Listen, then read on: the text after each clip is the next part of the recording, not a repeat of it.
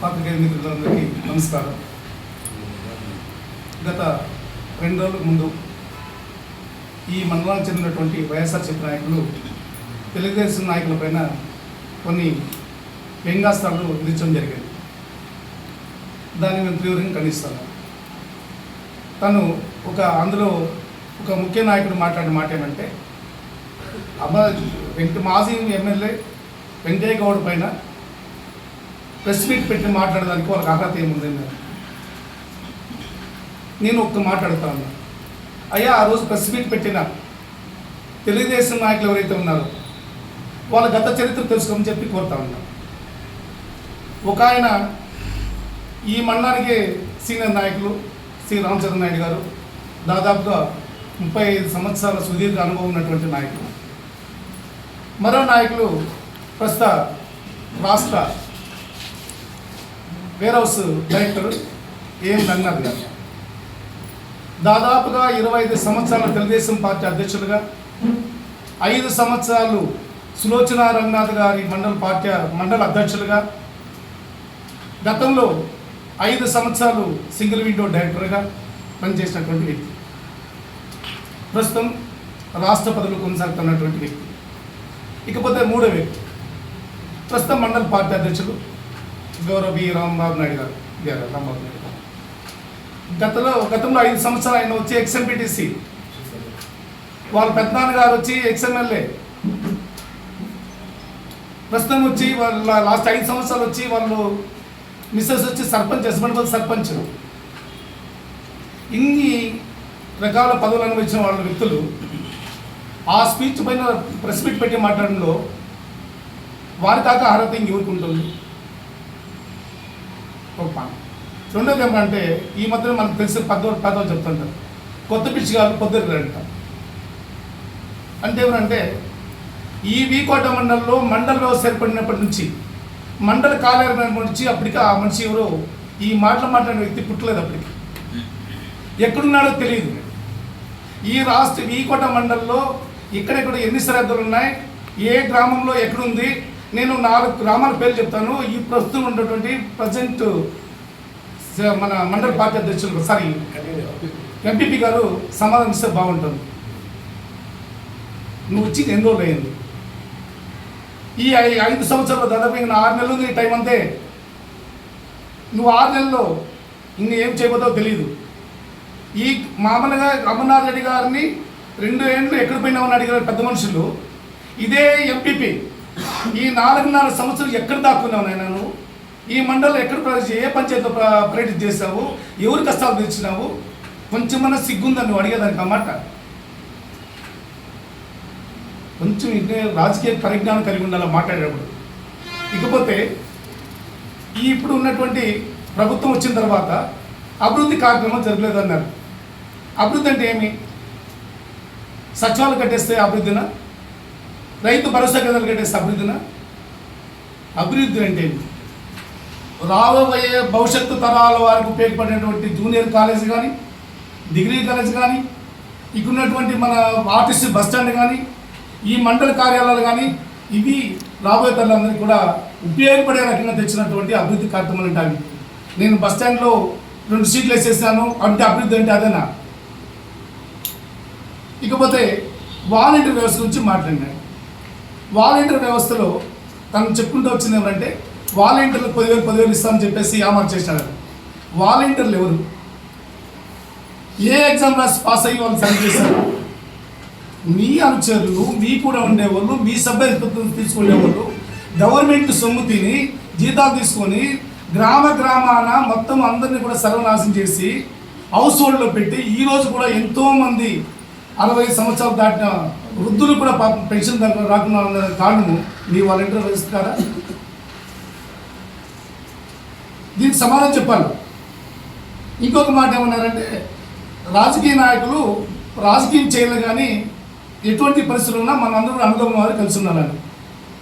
మరి నువ్వు పదవులోకి వచ్చిన గవర్నమెంట్ వచ్చిన వెంటనే చేసిన పాపిష్ట పని ఏం చేసావు? పాపిష్ట పని దాదాపుగా 18 మందిని 59 రోజుల పాటు భార్య బిడ్డలు తల్లిదండ్రులు చూడలేకుండా చేసిన పాపం ఎవరు మీది కాదా?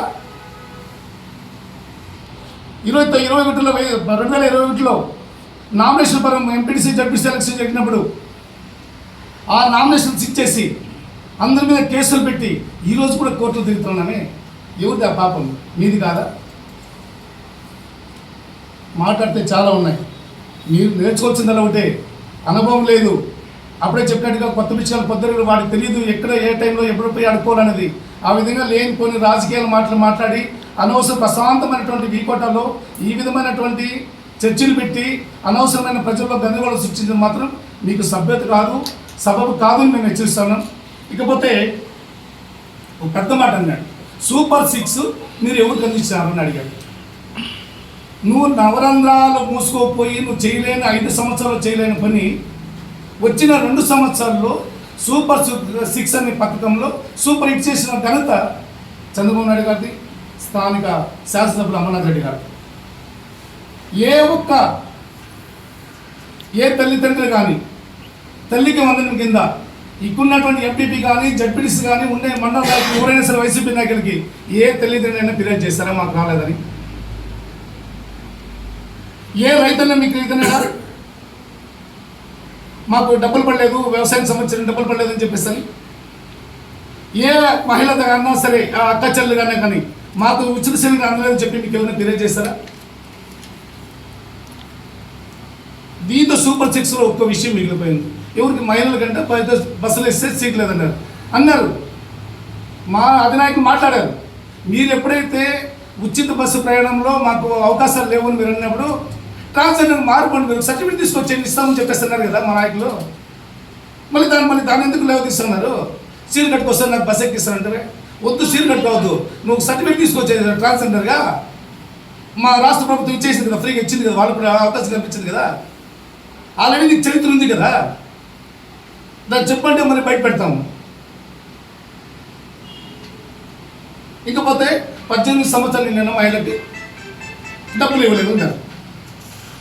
ఆ డబ్బులు ఇచ్చేదాని విషయంలో రాష్ట్ర ప్రభుత్వము ఇప్పుడున్నటువంటి కష్టకాలంలో దశల వారీగా ఇవ్వాలని దానిపైన రాష్ట్ర ప్రభుత్వం నారా చంద్రబాబు నాయుడు గారు కానీ కుటుంబ ప్రభుత్వం అంతా కూడా దానిపైన సుదీర్ఘ చర్చలు జరుగుతున్నాయి.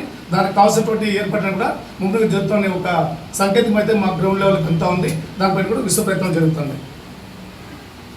ఇకపోతే ఎన్ఆర్ చేస్తాము అంటూ చెప్పినారు. ఇప్పుడు చాలా గొప్పగా చెప్పినారు ఆయన. 25 లక్షల రూపాయలు వీకోట గ్రామ పంచాయతీలో చెరువులో డబ్బులు తినేశారు తెలుగుదేశం నాయకులు. తెలుగుదేశం నాయకులు తినింది ఒక మీరు నిరూపించగలిగితే దానికి యావత్ తెలుగుదేశం పార్టీ సమాధానం చెప్తారు. దాని ఇంతవరకు మీరు ప్రూఫ్ చేయాల. కాకపోతే 5 సంవత్సరాల్లో మీరు లూటీ చేసిందంతా ఏ చోట్ల ఎంత తిన్నారు మా దగ్గర ఫొటోస్ ఉన్నాయి, మీరు జేసీబీలు పెట్టిన ఫొటోస్ మా దగ్గర ఉన్నాయి, నిరూపించమంటే నిరూపిస్తాం. మీ చేతికందం వల్ల సోషల్ ఆడిటింగ్ 5 సంవత్సరాల రోజున పెట్టారా మీరు? మేము ఈ ఆంధ్రప్రదేశ్లో కూటమి ప్రభుత్వం వచ్చిన తర్వాత ప్రతి సంవత్సరము సోషల్ ఆడిట్ జరుగుతూ ఉంది. కానీ మీరు 5 సంవత్సరాలు చెప్పారా ఈ రోజున? దానికి సమాధానం చెప్పరు, ఎవరు కూడా చెప్పరు. ఇకపోతే మండల్ గ్రాంటు ఒక్కొక్క పంచాయతీ ₹1 కోటి ఇచ్చారంట. నువ్వు 5 సంవత్సరాలు ₹1 కోటి పంచాయతీ పెట్టింటే నేను ఒకే ఒక 15 రోజుల్లో ₹10.5 కోట్ల రాష్ట్ర ప్రభుత్వం నుంచి గౌరవనీయులు శాసనసభ్యులు అమర్నాథ్ రెడ్డి గారు సైన్ చేసుకొస్తే 15 రోజుల్లో ₹10.5 కోట్ల ఖర్చు పెట్టిన ఘనత ఒక తెలుగుదేశం కూటమి ప్రభుత్వందే ఉంది. అది కూడా నువ్వు తెలుసుకోవాలి. అది తెలుసుకోలేదు. ఏదంటే నోటికి వస్తే అది మాట్లాడటం. ఇంకొక చిన్న విషయం చెప్తాను ఈయన గురించి. 21లో మన మండల గవర్నమెంట్ వచ్చిన తర్వాత దాదాపుగా 9 నెలల పాటు ఎంపీపీ జడ్పీటీసీ పదవీ కాలం ఉన్నా ఏ ఒక్క రోజు కూడా గవర్నమెంట్ పోయిన తర్వాత మెట్లెక్కలేదు మా గౌరవ ఎంపీపీ గారు కానీ జడ్పీటీసీ గారు కానీ. గవర్నమెంట్ వచ్చి 2 సంవత్సరాలు అయిందే, నీకు సిగ్గుందా మెట్లెక్కి కూర్చుంటా ఉన్నావు? నీ అంత సిగ్గిచ్చోడు ఎవరైనా ఉన్నారా ఇక? ఇంకెందుకని ఇంకేం మాట్లాడాలి మేము?